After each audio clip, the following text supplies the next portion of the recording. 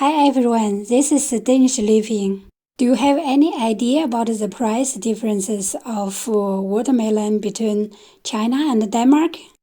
Do you want to use watermelon to make a can of salmon just like I do here? Then follow through, please. Such a watermelon is around 20 to 25 krona in Denmark. As I can remember, it's around 4 to 5 yuan in summers in China. The exchange rate for krona and Chinese yuan is close to 1 to 1 today. But it shouldn't be surprising, right? Or is it? For making watermelon salmon, we'll start by stirring the watermelon first, mixed with a can of cola to change a bit of the final look of the salmon jelly. Filtering the juice at least 2 times, so that the final jelly looks very nice. Taking the off scum out, the watermelon juice should be warmed at around 75 to 80 degrees, so the white jelly added can be melted together with juice. You can get the specific recipe in the description below. At the same time, milk should also be warmed at around 80 degrees, together with the white jelly added. During the process of warming them, you will have to stir them gently from time to time. Now you can take a can of glass container to make the shape of salmon jelly. The principle here is that we use at least twice the amount of watermelon juice against the amount of milk, so we can get beautiful layers that look like salmon meat at the end. Putting the glass with warm juice into fridge for around 5 minutes, and then take it out to add the layer of milk.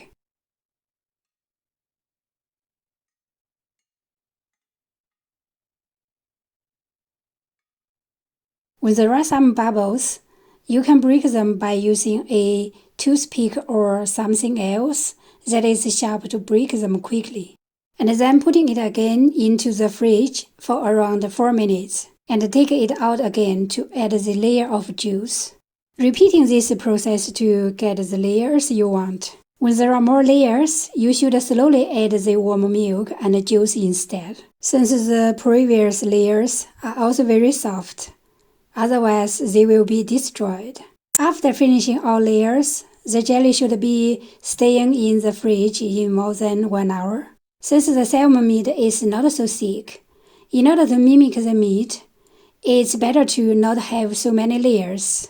5 to 6 layers in all would be good enough. This is the final look of my watermelon salmon jelly. It looks so nice, and I'm satisfied with it. As I can remember, my grandma and mom made jelly with watermelon juice for our family during the summers back then. It's very hot in summers where we live. The temperature could be around 35 to 40 degrees during July. There weren't any air conditions back then.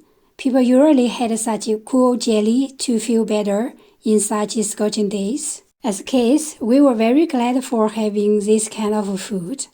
Grandma and Mom had tried their best to make us happy. My watermelon salmon jelly tastes as good as Grandma and Mom did. Cold, slightly sweet, slippery and chewy. It's a very nice and comfortable taste. It makes me thinking back to the old time, while it is a relatively new look that mirroring the great time we are living now.